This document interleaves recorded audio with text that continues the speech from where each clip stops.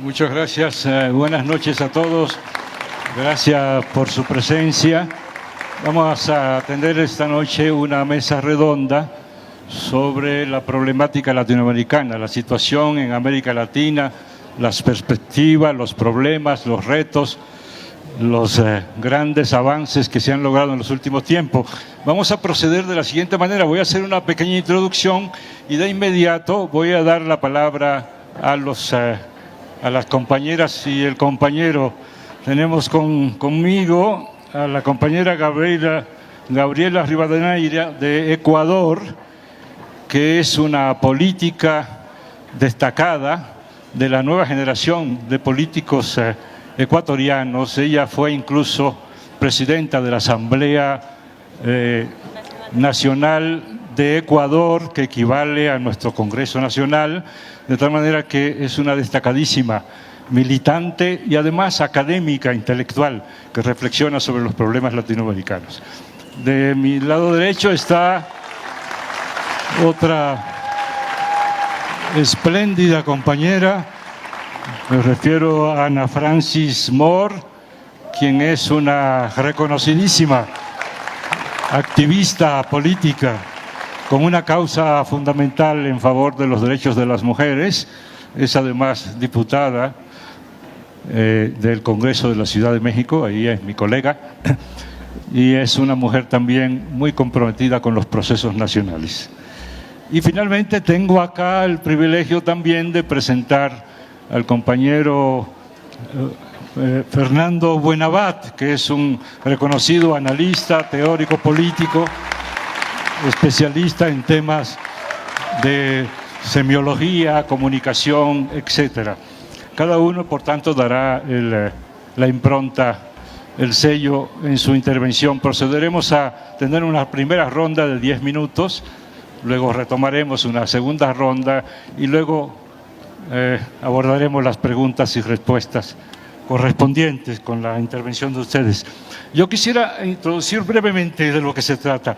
De lo que se trata es de que podamos tener una idea sintética de la situación que vive el subcontinente, América Latina, en los últimos tiempos, particularmente en el momento parteaguas de la etapa actual. ¿A qué me refiero con esto? Como todos ustedes saben, pasamos, iniciando el siglo, por un primer ciclo de procesos progresistas en América Latina. Inició con los procesos electorales que cambiaron el rumbo de América Latina en la medida en que las vías armadas pasaron a un segundo plano por completo y hasta el día de hoy. Ese es uno de los grandes cambios latinoamericanos. Y empezaron a lograrse triunfos electorales en América Latina que proponían cambios fundamentales de la situación socioeconómica, política, etcétera, cultural de los diversos países. Así fueron cayendo uno tras otro los gobiernos conservadores y asumiendo estos gobiernos progresistas. A partir de 2015 inició una fase de decadencia de este proceso progresista en América Latina. Y entramos en una etapa, en un túnel oscuro, en donde parecía que no había vuelta atrás, que todo estaba perdido, y vino 2018 y México, y con el triunfo de Andrés Manuel López Obrador se inició un nuevo ciclo de este proceso progresista en América Latina que perdura hasta el día de hoy.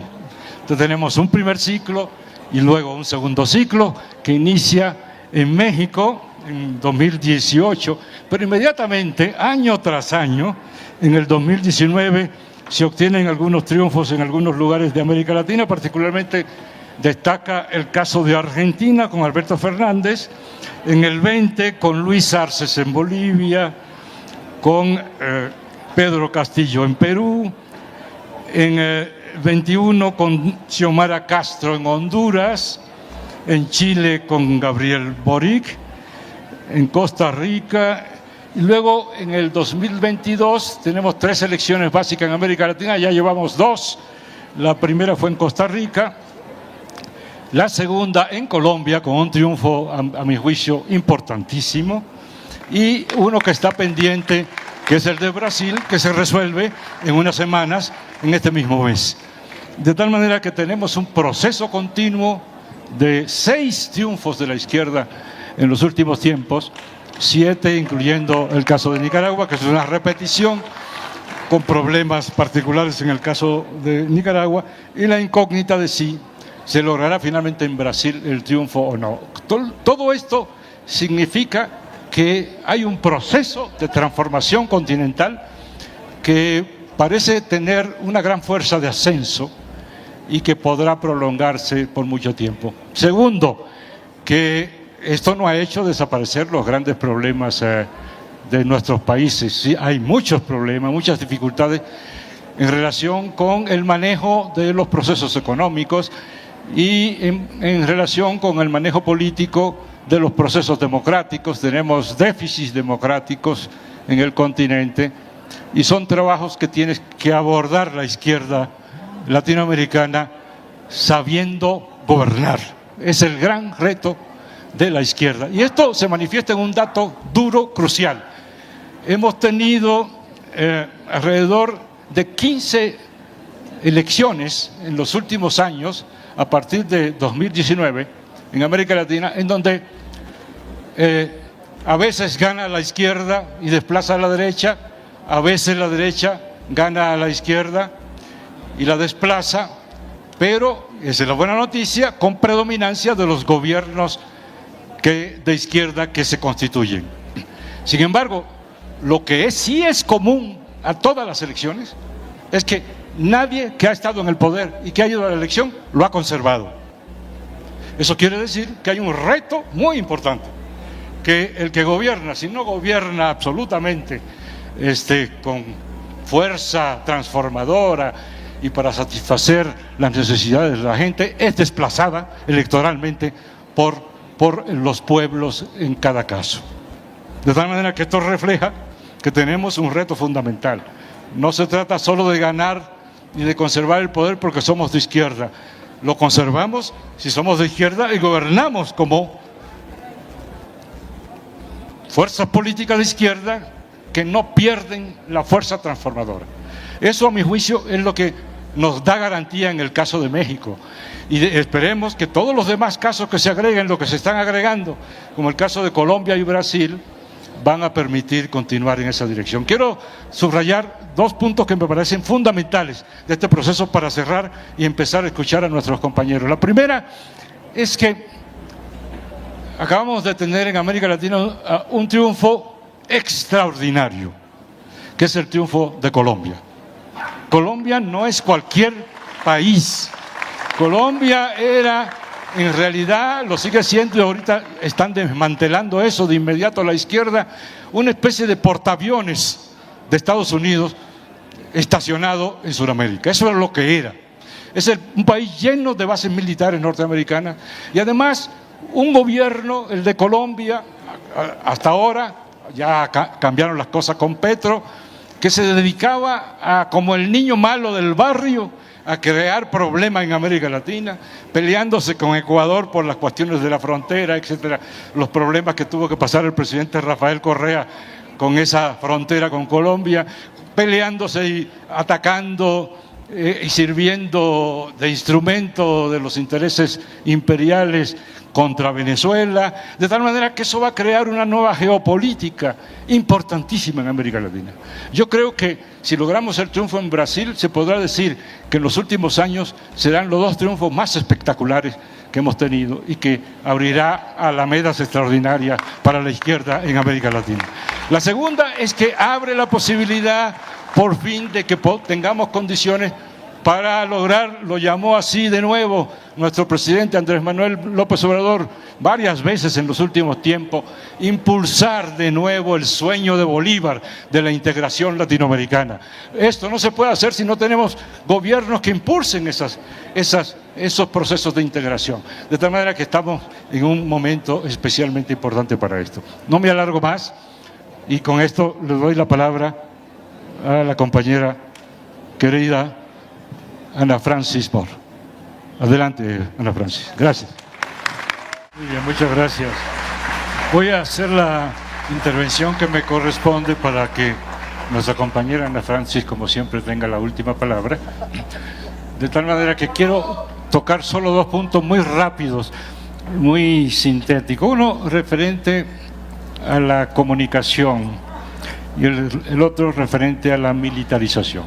En relación con la comunicación, yo tengo una perplejidad, y es ¿por qué ponemos más énfasis en los poderes de los medios tradicionales contra los proyectos de izquierda, en el poder o fuera de él, y menos a los casos cada vez más frecuentes en que nosotros logramos vencerlos? Es decir, estudiamos demasiado y ponemos demasiado énfasis en comparación con lo poco que ponemos de énfasis a saber cuando lo hicimos bien y los vencimos. Es decir, cada vez que nosotros tenemos una victoria electoral o de otro tipo, estamos haciendo una demostración, y es que no son invencibles, es que se les puede vencer, es que se pueden crear condiciones de comunicación, de organización, etcétera, que juntos producen estos efectos espectaculares. La pregunta es, ¿cómo lo hizo Evo? Había un sistema de comunicación también poderosísimo. ¿Cómo lo hizo? Porque él los venció. ¿Cómo lo hizo Andrés Manuel López Obrador? Y así puedo seguir adelante. A propósito de nosotros, del 2018, teníamos un dicho entre nosotros que era un poco en broma y un poco en serio. Lo hicimos, los vencimos a esos poderosos medios de comunicación, aunque no estamos muy seguros de cómo lo hicimos. Y es la verdad, no tenemos suficientemente estudiado ni siquiera cómo logramos nosotros vencer a ese monstruo aparentemente invencible que constituía esa constelación de TV Azteca, Televisa, los medios escritos, radiales, etcétera. Entonces, creo que también aquí tenemos esa falla. No es solo una cuestión de énfasis, es que tenemos que aprovechar y aprender de las situaciones en que nosotros somos vencidos y de las situaciones en que vencimos al adversario, porque hay mucha enseñanza importante. Pero redondeando el punto, el mensaje que quiero mandar es que no todo es negro ni son invencibles. Podemos vencerlos. Ya lo hemos logrado en algunos casos espectaculares y podemos multiplicar esto. Lo segundo, rápidamente, sobre la militarización. Cuando nos preguntan, es una pregunta muy generalizada, ¿estás de acuerdo con la militarización? Pues nadie que sea decente va a decir que está de acuerdo con eso. Pero por supuesto que no estamos de acuerdo. Pero la siguiente pregunta es, en el caso particular de que se habla, digamos el proceso en el caso de México, ¿eso es militarización? Es que ese es el punto. Yo niego que eso sea así. Yo no creo que sea un proceso de militarización lo que está viviendo México. Los que opinan así tienen un problemita. No han vivido verdaderamente en países donde ha habido militarización. Yo vengo de originalmente vengo de un país en donde ahí sí había militarización. ¿Pero qué es la militarización? Es una situación en donde los militares empiezan a mandar cada vez más y empiezan a definir las políticas del país en todos los terrenos. De eso se trata. Si no es eso, se está hablando de literatura barata, sin sentido. Quiere decir que los militares aumentan su poder cada vez más. Militarización incluso tiene un plano visual muy definido. La presencia visual, ocupando espacios públicos de los militares, se hace muy evidente y muy apabullante y atemorizante, por supuesto. Todo eso, lo que hemos conocido los países militarizados, lo sabemos muy bien. De esa no presencia reciente se aprovecha mucho para argumentar en otro sentido, pero nosotros tenemos referente de 2 sexenios anteriores, particularmente el de Calderón. Eso sí fue militarización, porque se le veía actuar, y actuar contra el pueblo. Segundo, a la pregunta en este sexenio, en lo que va de este sexenio, el gobierno de la Cuarta Transformación, ¿los militares tienen más poder o menos poder? Si alguien me puede dar información, datos, argumentos concretos que me convenzan de que los militares actuales tienen más poder que el que tenían en 2018, es decir, que han ido aumentando su poder, yo estaría de acuerdo en definir esto como militarización, pero yo no creo que eso sea así.